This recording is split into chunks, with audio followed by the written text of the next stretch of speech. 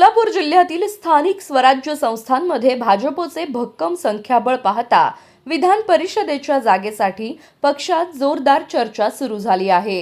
यात माजी आमदार राजेंद्र राऊत, प्रशांत परिचारक, दिलीप माने यांचं नाव आघाडीवर आहे। जिल्ह्यातील एकूण 576 सदस्यांपैकी 341 सदस्य भाजपचे असल्याने ही जागा भाजपच्या खात्यात जाणे जवळपास निश्चित मानलं जात आहे। त्यामुळे आता सर्वांचं लक्ष उमेदवारीवर केंद्रित झालं आहे। माजी आमदार राजेंद्र राऊत, प्रशांत परिचारक आणि दिलीप माने यांची नावे प्रमुख दावेदार म्हणून पुढे येत आहेत।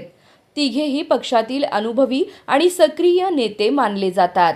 राऊत यांना संघटनात्मक अनुभवाचा आधार आहे, तर परिचारक आणि माने यांनीही स्थानिक पातळीवर मजबूत पकड निर्माण केली आहे। पक्षश्रेष्ठी कोणावर विश्वास दाखवतात याकडे कार्यकर्त्यांचे लक्ष लागलं आहे। त्यामुळे राऊत, परिचारक की माने असा प्रश्न सध्या भाजप वर्तुळात चर्चेचा विषय ठरला आहे। लवकरच याबाबत अंतिम निर्णय होण्याची शक्यता व्यक्त केली जात आहे।